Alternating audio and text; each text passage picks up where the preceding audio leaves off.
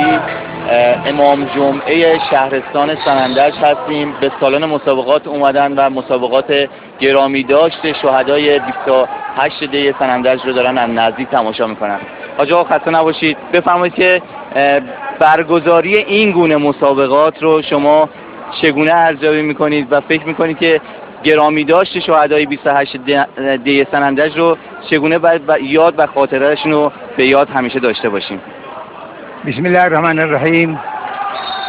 الحمد لله رب العالمین والصلاة والسلام على سيدنا محمد وآله واصحابه واتباعه اجمعین ولا حول ولا قوة الا بالله العلی العظیم. قبلا بنده سرب اهالی کردستان و این استان و سرب تمام جمعیت شهرستان و برای تابعه شهرستان سنندج خیلی متمسک میکنم حضور حضراتی که به عنوان مهمان به این جشن نماز تشریف آوردند و نزول ایجاد فرمودند.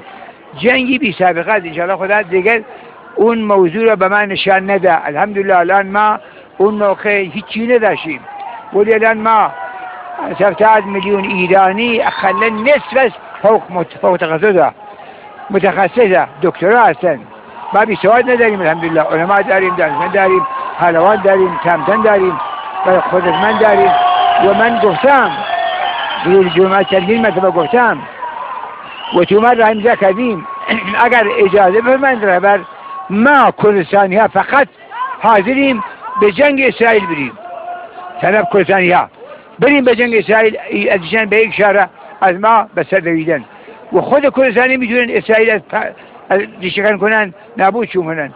تنها کشوری که بداد اون مسلمان های غزه بعدی که غزه برسه فقط ایرانه. انشاءالله خدا عظمت و توان و قدرتمندی زیادتر بر رهبرمون عنایت کنه که در ظهور بقیت الله العظم حضرت مهدی موعود ایشان واقعا حفظ سیطره اسلام را در دنیا بکنن. در هر جایی و اسلام بلند میشه اول دولتی که براشون کمک میکنه ایران.